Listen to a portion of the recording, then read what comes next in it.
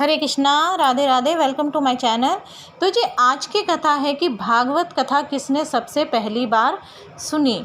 हिंदू धर्म में श्रीमद् भागवत कथा को कितना महत्व दिया जाता है, कोई इस बात से अनजान नहीं है। इसकी महत्ता को देखते हुए ही लगभग हर कोई अपने घर इसका पाठ आदि करवाने लगा है। श्रीमद् भागवत कथा सुनने के लिए लोग बड़े से बड़े संत को बुलाते हैं, जिसे सुनने के लिए लाखों श्रद्धालु आते हैं। लेकिन ये कोई नहीं जानता कि आखिर श्रीमद् भागवत कथा सुनने की प्रथा को शुरू किसने किया था।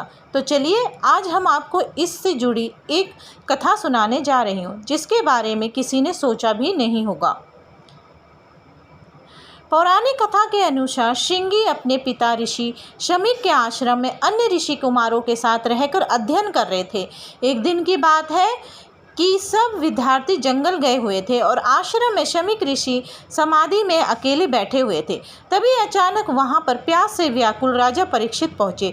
वो प्यास से बहुत व्याकुल थे और आश्रम में पानी खोजने लगे। जब उन्हें कहीं से भी पानी नहीं मिला तो उन्होंने समाधि में बैठे शमीक ऋषि को प्रणाम करके विनम्रता से कहा, मुझे प्यास लगी है, कृपया मुझे पानी दीजिए। राजा के 2-3 बार कहने पर भी ऋषि ने उन्हें कोई जवाब नहीं दिया। उन्हें बहुत बुरा लगा और उन्हें लगा कि ऋषि ध्यान का ढोंग कर रहे हैं। क्रोध में आकर राजा परीक्षित ने एक मरा सांप उठाकर ऋषि के गले में डाल दिया और वहां से चले गए। परंतु उन्हें आश्रम से जाते हुए एक ऋषि कुमार ने देख लिया और जाकर श्रृंगी को इसके बारे में खबर दी। सभी राजा के स्वागत के लिए आश्रम पहुँचे, परंतु जब तक सब पहुँचे थे जब तक राजा वहाँ से जा चुके थे और ध्यान में बैठे शमीक ऋषि के गले में मरा सांप पड़ा था।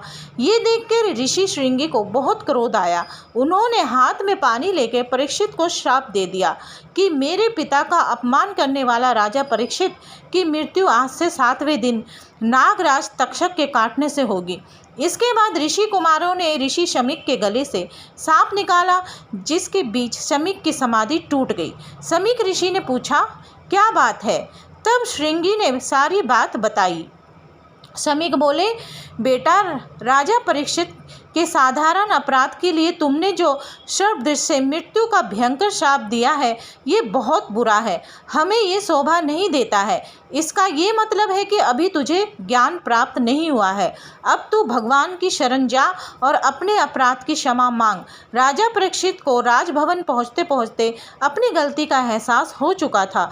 थोड़ी देर बाद शमीक ऋषि का एक शिष्य राजा परीक्षित के पास पहुँचा और उसने कहा, राजन, ब्रह्म समाधि में लीन शमीक ऋषि की ओर से आपका उचित सत्कार नहीं हो पाया है, जिसका उन्हें बहुत दुख है।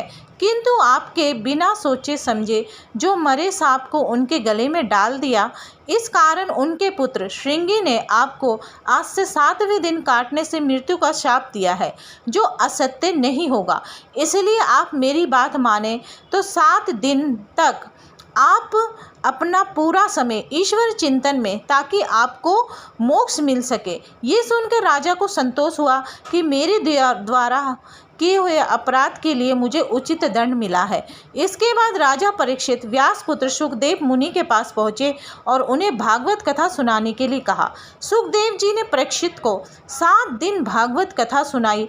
कहा जाता है कि तभी से भागवत सप्ताह सुनने की परंपरा प्रारंभ हुई थी। तो जी आज की वीडियो में बस इतना ही। अगर आपको वीडियो अच्छी लगे तो वीडियो को लाइक एंड शेयर करना ना भूलें। हरे कृष्णा, राधे राधे।